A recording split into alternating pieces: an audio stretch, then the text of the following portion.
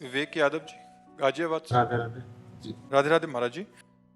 महाराज जी, परीक्षा में कुछ असफलताओं के बाद मन व्यथित रहता है। एक तरफ लगता है कि मैं कहीं अपने साथियों से पीछे छूटता जा रहा हूँ, दूसरी तरफ लगता है अगर सफल नहीं हुआ तो मेरा क्या होगा। महाराज जी, ऐसे में महाराज जी मेरा मार्गदर्शन करें कि हाँ मैं बिल्कुल, कैसे। ये नई अवस्था में ये सोच तो होती है।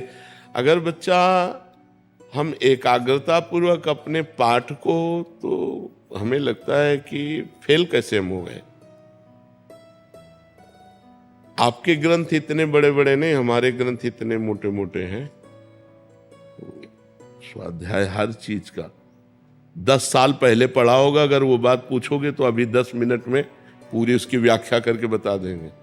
अगर आप प्रयासरत हो, प्रयत्नरत हो, तो अपने विषय में असफल कैसे हो जाते हो। या तो आप ब्रह्मचर्यहीन हो रहे हो, इधर उधर प्रपंच कर रहे हो, अपनी पढ़ाई से विमुख आचरण कर रहे हो, मनोरंजन कर रहे हो। नहीं तो बच्चा, अपने चैप्टर को हमें 1 साल दिया जाता है, 1 वर्ष दिया जाता है अपने चैप्टर को कंठस्थ करने के लिए, पुष्ट करने के लिए। कितनी पढ़ाई होगी। बिल्कुल, मतलब जिस विषय में लगो उस विषय में एकदम। तो हम कह रहे हैं तुम्हारा जो चैप्टर है हम उसे कंठस्थ कर सकते हैं। तो हम इतने कमजोर क्यों हैं कि हम फेल हो जाते हैं। अगर ये हो कि भाई टीचर कोई पक्षपात करता है तो बात अलग है, नहीं तो हम फेल क्यों हो जाते हैं। कहीं ना कहीं हम गलत हैं। हम अपनी गलती को सुधारें। और असफलता मिलना सफलता का एक प्रतीक है कि हमें और जोश आना चाहिए। आप जीवन में कभी असफल नहीं होंगे। रात दिन पढ़ाई करो, ब्रह्मचर्य से रहो, भगवान का नाम जप करो, माता पिता की आराधना करो। कौन सी उन्नति जो तुम्हारे चरणन चूम ले, कौन सी उन्नति जो चरणन चूम ले। इसलिए हमें तो लगता है कि हम अपने धर्म ग्रंथों को ऐसे याद किए हैं जैसे काका गागा नहीं याद किया जाता, ऐसे याद। उठते बैठते चलते फिरते जो पद है, पूरी 84 जी, पूरा सुधा निधि जी, पूरी सेवकवाणी, पूरी स्फुटवाणी, उसे जिस विषय में लगे तो अपने विषय में लगे। जिस विषय में लगे तो एकदम लगे। तो आप फेल कैसे हो गए। अपने विषय का ज्ञान आपको क्यों नहीं है। ऐसा तो कोई चैप्टर प्रश्न दिया नहीं जाता जो क्लास का ना हो। मान लो आप 12वीं में हैं तो 12वीं के क्लास के अंतर्गत ही आपको दिया जाएगा। ऐसा नहीं है कि आपको आगे का दिया जाए। आप जितनी क्लास में पहुंचते जाएंगे योग्यता, उतना ही आपको प्रश्न दिया जाएगा। तो हमको अपने चैप्टर को घुस करके घुन की तरह लगना चाहिए। जैसे गेहूं में घुन लग जाता है ना, पूरा खोखला कर देता है, ऐसे में अपने चैप्टर में लग करके पूरे चैप्टर को अपने माइंड पे बैठा लेना चाहिए। हमारा माइंड बहुत विस्तार से है, अनंत जन्मों के संस्कार भरे हुए हैं। छोटी सी चिप में मन की अनंत जन्मों के, तो ये सब पूरा आपको भर लेना चाहिए। कहीं ना कहीं आप प्रमाद कर रहे हैं, कहीं ना कहीं आप त्रुटि कर रहे हैं, उसको संभालिए। नहीं तो ये निराशा ऐसी बढ़ जाएगी कि जीना मुश्किल हो जाएगा। बच्चे अभी बच्चे हैं ना, अब जैसे देखा कि जैसे इन्होंने कहा हमारे दोस्त सफल हो रहे हैं, तो दोस्तों के सामने नीचा, घर परिवार में जाने पर कि यार हमने यार इतने रुपए लगाए और तुम फेल हो गए, यार ठीक नहीं है। अब वो अंदर से इतना घुट जाता है कि उसे एक रास्ता दिखाई देता है। ऐसे कोटा में बहुत से बच्चे जो करते हैं, उसका कारण है कि उनको एक रास्ता नजर आता है कि अब मित्रों में कैसे जाऊं और घर के परिवार वालों को कैसे मुंह दिखाऊं। हर जगह ये आता है कि फेल फेल फेल, तो इससे अच्छा है कि हम कर लेते। कोई रास्ता थोड़ी है। आप भूत प्रेत बनोगे, फिर नाना प्रकार के और दुख भोगोगे। हमें चाहिए कि हम अपनी गलतियों का सुधार करें। मोबाइल में रील देखने में समय बर्बाद ना करें, गेम देखने में बर्बाद ना करें, गर्लफ्रेंड बॉयफ्रेंड वाली झंझट में ना पड़े, इस प्रपंच में ना फंसे। अगर आप सही से चलो और ब्रह्मचर्य धारण करो, तो ब्रह्मचर्य में इतनी सामर्थ्य है कि सब कुछ याद हो सकता है। बच्चा सब कुछ याद हो सकता है। तो आप निराश मत हो, संयम में चलो और आगे उन्नति को प्राप्त हो। ऐसा नहीं कि बराबर अवनति हार ही हाथ लगेगी, ऐसा नहीं है। आप प्रयासरत रहो, ठीक है। टीना जी, जोधपुर से। राधे राधे महाराज जी। महाराज जी, हम जो भी नया कार्य करते हैं उसमें हमें विफलता ही मिल रही है, तो क्या ये एक समय का फेर है या थोड़े समय के लिए नया कार्य रोक देना चाहिए ऐसे? नहीं, पूर्व में हमारा प्रारब्ध जो है वो अशुभ जोरदार है, इसलिए हमको सफलता नहीं प्राप्त हो पा रही। जैसे हमारे दो प्रकार के कर्मों से शरीर बना हुआ है, शुभ कर्म मतलब पुण्य, अशुभ कर्म मतलब पाप। जब हमको दंड भुगताया जाएगा तो विपत्ति, असफलता, पराजय, तिरस्कार, अपमान, निंदा ये हमको मिलेंगे, क्योंकि इन्हीं के द्वारा दुख हमें प्राप्त होता है।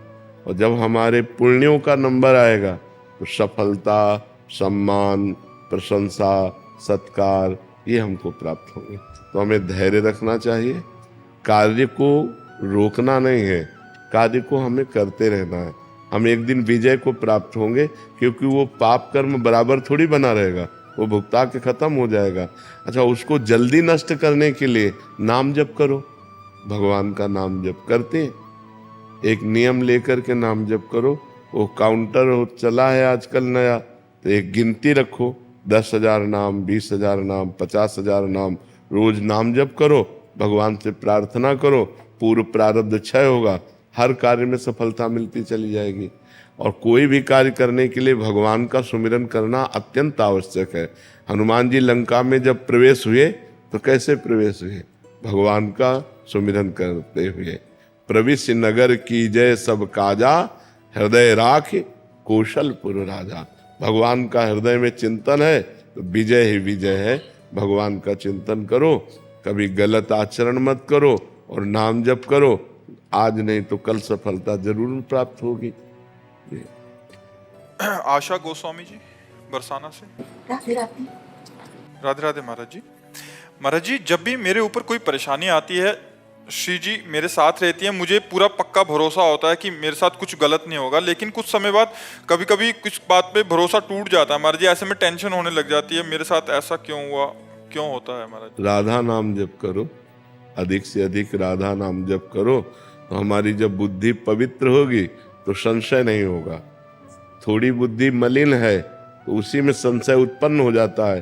और नहीं तो भरोसा करो, लाडली जी तो परम कृपालु हैं, परम दयालु हैं। कृपालुता दयालुता की समुद्र हैं स्वामिनी जी, और आप उनकी सखी हैं। मान लो गोस्वामी परिकर से हैं तो आप उनकी सखी हैं, फिर चिंता क्या करना। और देखो, ये बात हमको दिमाग में रखनी है कि जैसे दिन आया है तो रात्रि आएगी पक्का, ऐसे सुख आया है तो दुख आएगा।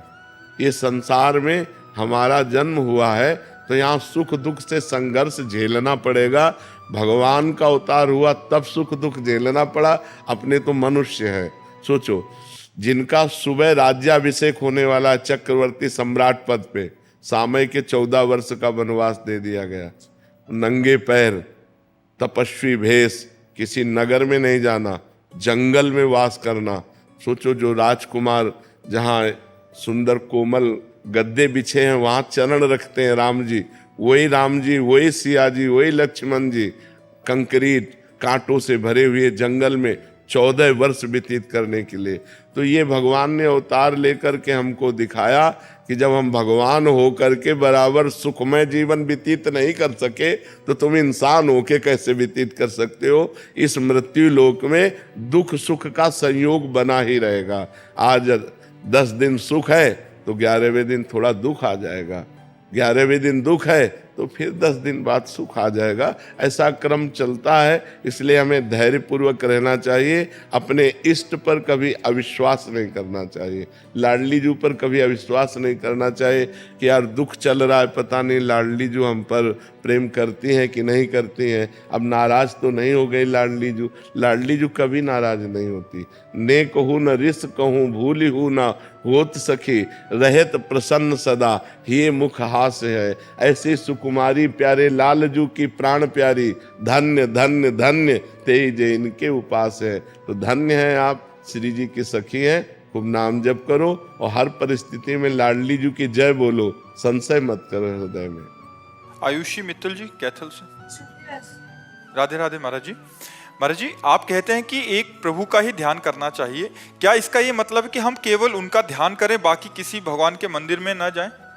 प्रभु का मतलब क्या है? राम जी प्रभु, शंकर जी प्रभु, कृष्ण जी प्रभु, पार्वती जी प्रभु। प्रभु तत्व है, वही विविध रूप धारण किए। तुम्हारी जहाँ रुचि हो तो आ जाओ, मन हो हनुमान जी को पूजो, मन हो राम जी को पूजो, मन हो शंकर जी को पूजो, मन हो श्याम जी को पूजो, वही तो प्रभु है।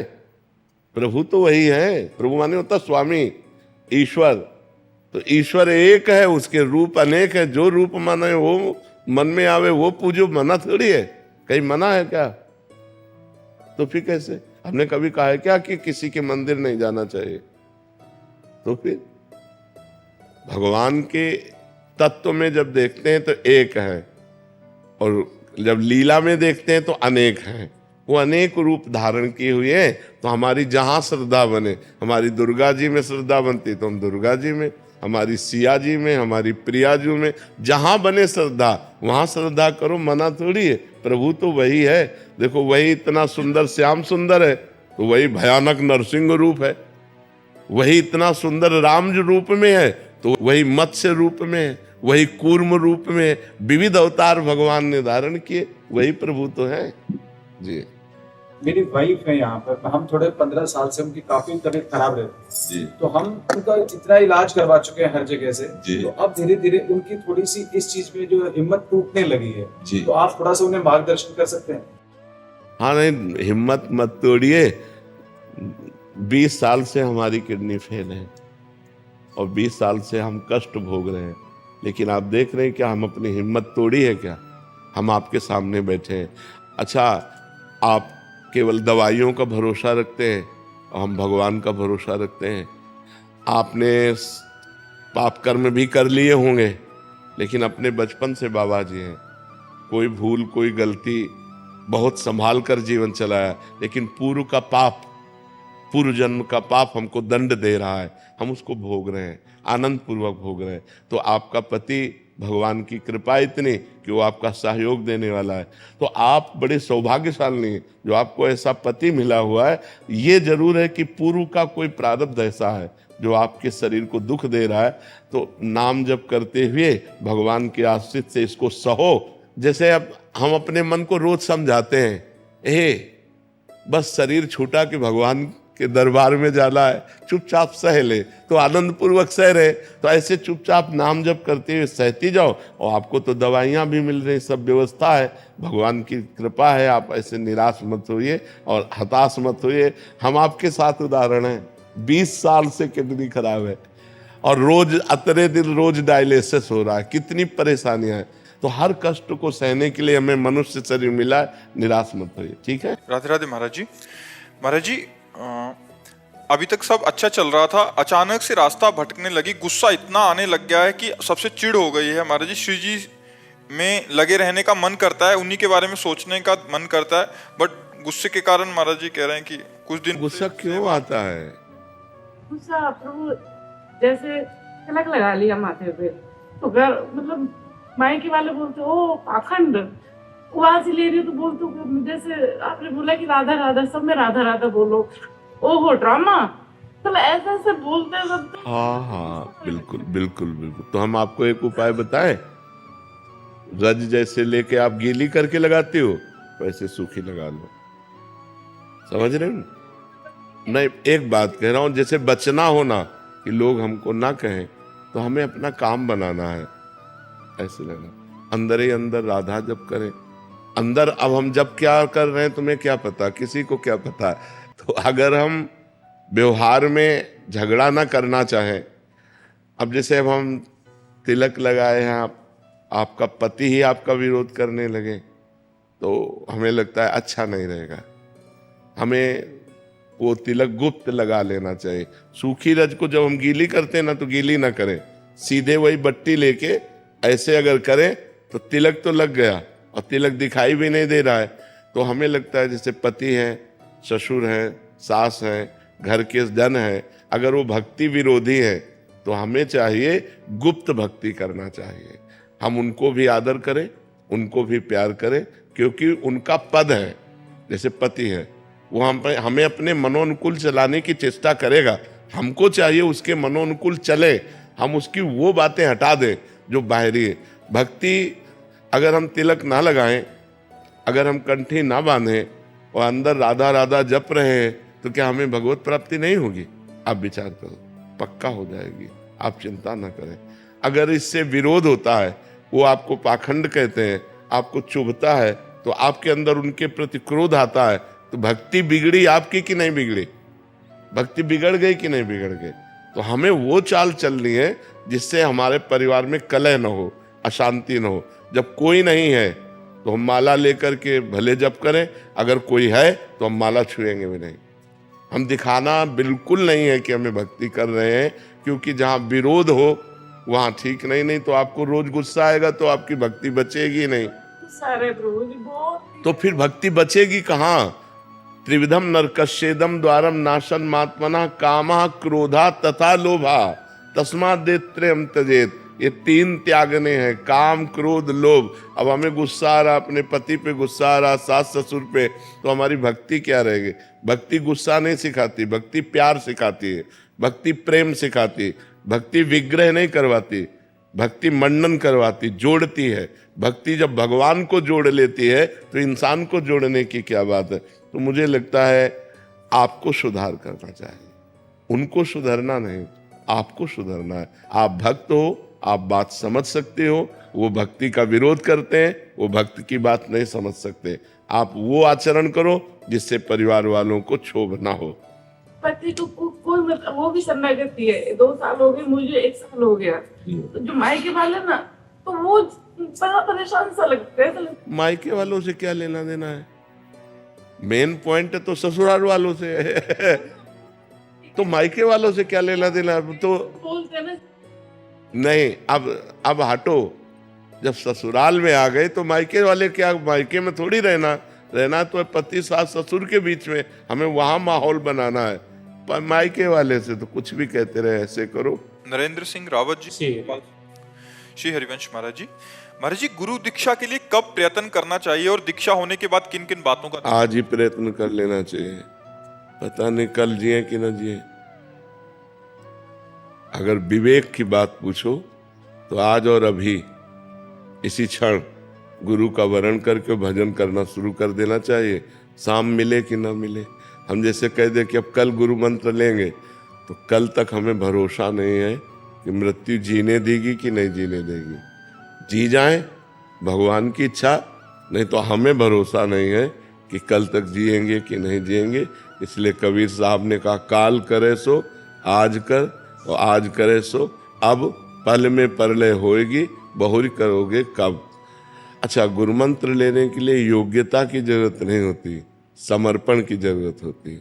हम जैसे नीच पामर अधम है, भगवान का हूँ, मैं गुरुदेव का हूँ, इसकी जरूरत होती।